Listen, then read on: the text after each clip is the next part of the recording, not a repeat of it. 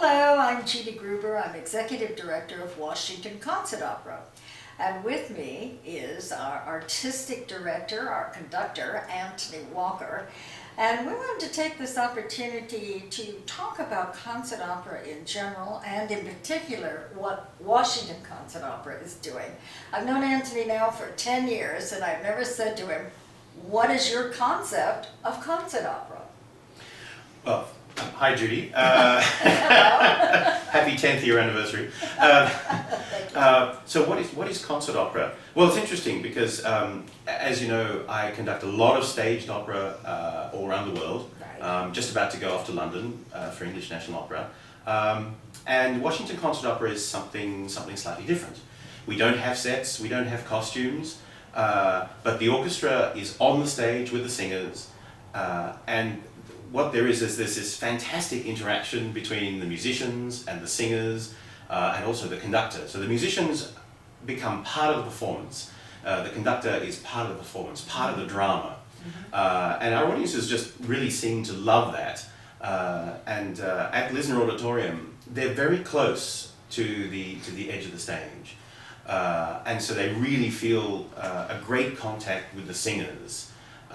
Because sometimes when you're in a large opera theatre, you have the orchestra pit, and there's quite a big gap between the audience and the stage. But here it's just right close up, and just behind the singers is the conductor and the orchestra, and we're all contributing to the drama of the music in our different ways.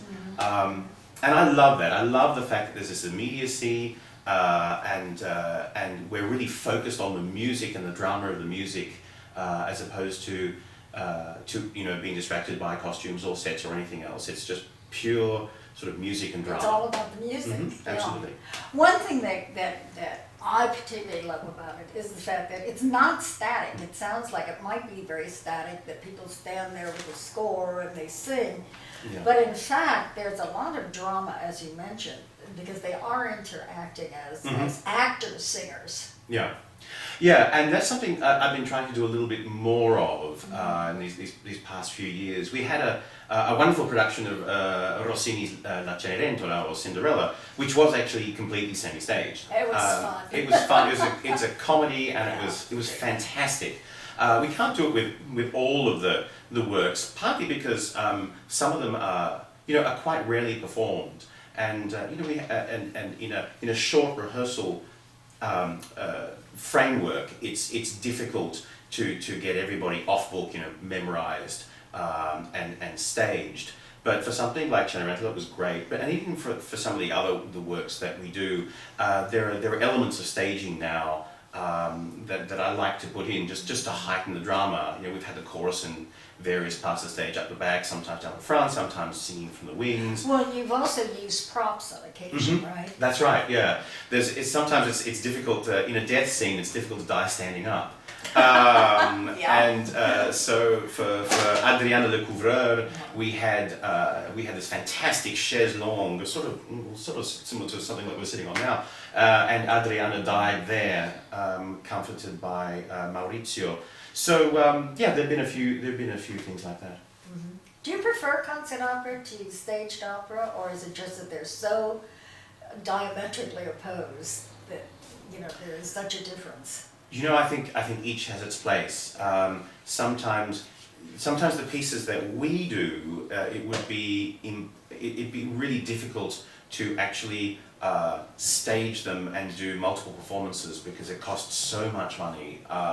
And that's why, especially in this particular economic climate, people tend to repeat a lot of the favourite operas, which draw a lot of the audiences in. But what we still try to do is present lesser known works, because a lot of people are interested in that part of the repertoire as well. So it's not always going to be easy to give them fully staged performances, but these works deserve to be heard. So I think there's a really great niche for us here in DC. Well, concert opera is basically sort of the best of both worlds. Yes, I think so. With repertoire. Yeah, I believe so. Yeah.